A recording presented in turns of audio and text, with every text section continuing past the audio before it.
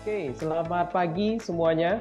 Kembali lagi kita ke Market Outlook Zoom dari sisi Mexico Futures ya teman-teman. Kami di sini memberikan fasilitas ke teman-teman setiap minggunya, itu memberikan outlook ke depannya tentang pasar, apa-apa saja yang harus kita perhatikan, ataupun apa-apa saja yang harus kita fokuskan terhadap market dalam minggu ini tentunya.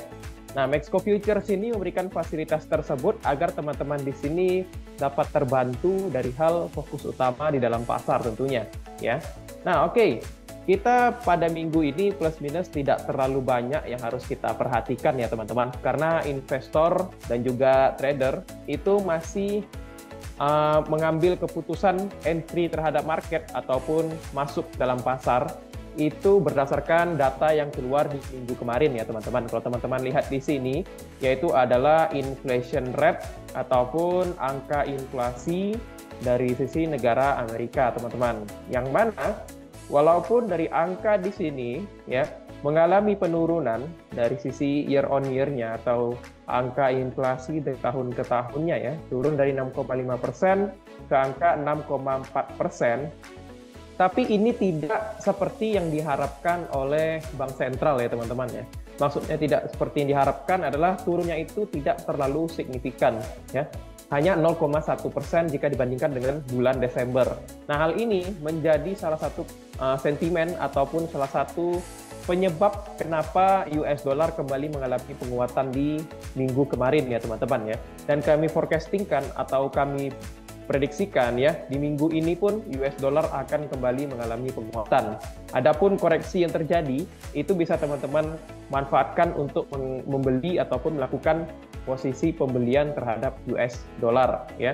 Jadi kita investor dan juga trader itu teman-teman harus tahu fokusnya apa dulu nih ya, agar teman-teman tidak terdistract ataupun tidak terganggu dari kabar-kabar ataupun data-data lainnya. Karena kita investor ataupun trader harus punya fondasi atau harus punya keyakinan satu untuk bisa mengambil keputusan di market ataupun entry terhadap pasar teman-teman.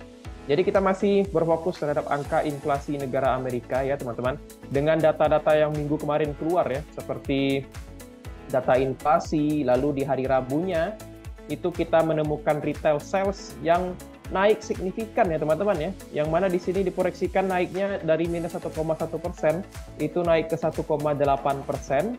Malah angka yang keluar atau data yang keluar itu di angka 3% teman-teman. Ini menjadi salah satu boosting atau salah satu penyebab penguatan kembali terhadap US dollar seperti itu ya. Dan di hari Kamis pun teman-teman ketahui ya, di hari Kamis juga ada data yang mendukung ataupun data yang menyebabkan mata uang negara Amerika itu kembali mengalami penguatan ya, yaitu adalah PPI ya teman-teman ya, atau Produsen Price Index atau kumpulan harga produsen di suatu negara, baik monthly on monthly ataupun year on year-nya ini kembali mengalami penguatan yang signifikan juga teman-teman ya. Minus 0,2%, diestimasikan naik 0,4, range 0,4 hingga 0,2.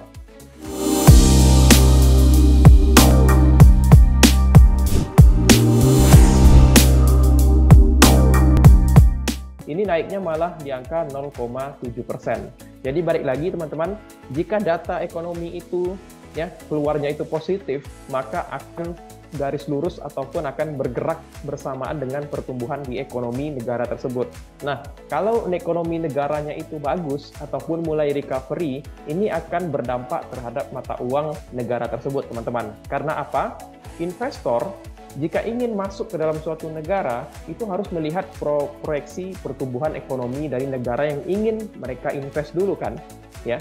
Nah, Amerika ini sudah mulai melihatkan atau tanda-tanda mereka itu mau recovery dan tidak jatuh ke dalam zona resesi, itu bisa dilihat dari data-data ini teman-teman. Yang mana minggu kemarin itu menjadi salah satu penyebab lah kenapa US dollar itu kembali mendapatkan penguatan, karena data-data pertumbuhan ekonominya itu sudah mulai di area yang positif seperti itu. Nah, kita akan analisa terlebih dahulu ya dari sisi teknikalnya. Jadi minggu ini plus minus tidak terlalu banyak data yang diperhatikan ya, hanya sekitar PMI. Nah, tapi tetap fokus utama kita masih terhadap angka inflasi yang kembali walaupun mengalami penurunan year on year-nya, tapi dari sisi core inflation-nya itu mengalami kenaikan ya teman-teman ya. seperti itu. Nah, kita akan lihat dari sisi teknikal ya, dari sisi US dollar. Kita akan lihat ke time frame daily terlebih dahulu. Oke. Nah, teman-teman lihat di sini ya.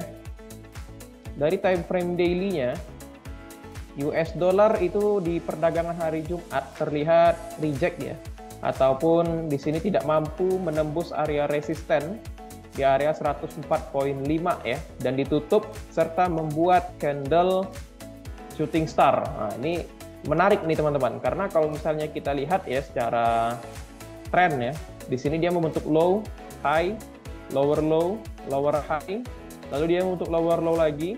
Nah, di sini dia berhasil ditutup di atas lower low-nya ini teman-teman, tapi harganya ini tidak berhasil menembus lower high yang ada di area ini ya teman-teman ya, yang ada di area ini.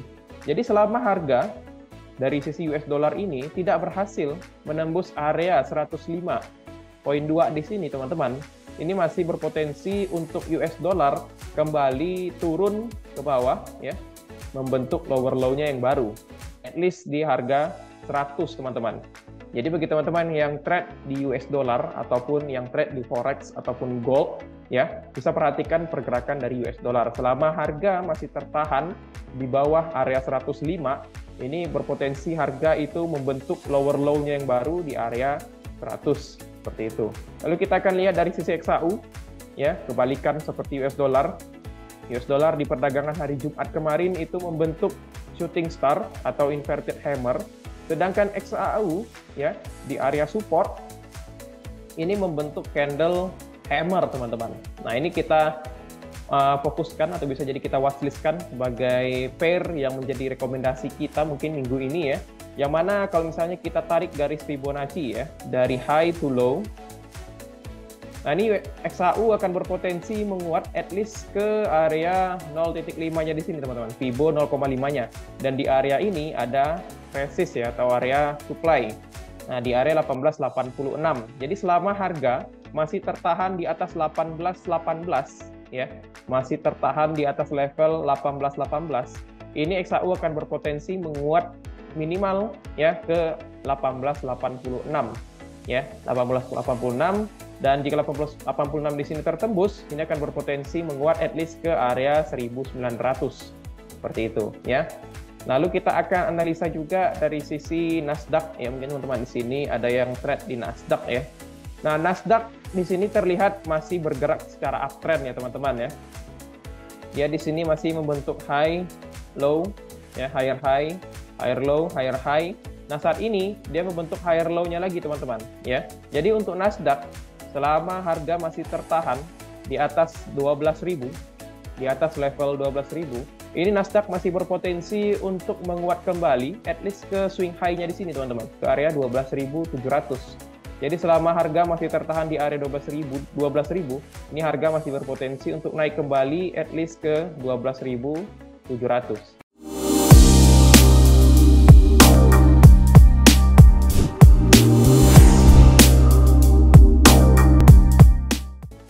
Seperti itu. Jadi fokus minggu ini terhadap US dollar teman-teman, karena data yang berkaitan dengan US dollar kemarin itu membuat penguatan terhadap US dollar. Namun secara outlook ke depannya atau secara long term-nya, ini kami masih melakukan penjualan terhadap US dollar.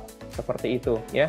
Mungkin itu saja fokus utama kita ataupun market outlook kita pada minggu ini. Terima kasih kepada teman-teman yang sudah mau menonton. Silakan jangan lupa tombol like ya, dan juga komentar apa-apa saja yang harus kami perbaiki dari si market outlook, dan jangan lupa tekan tombol subscribe dan tekan tombol loncengnya agar teman-teman di sini tidak ketinggalan dari video-video kami terbarunya. Seperti itu. Terima kasih teman-teman.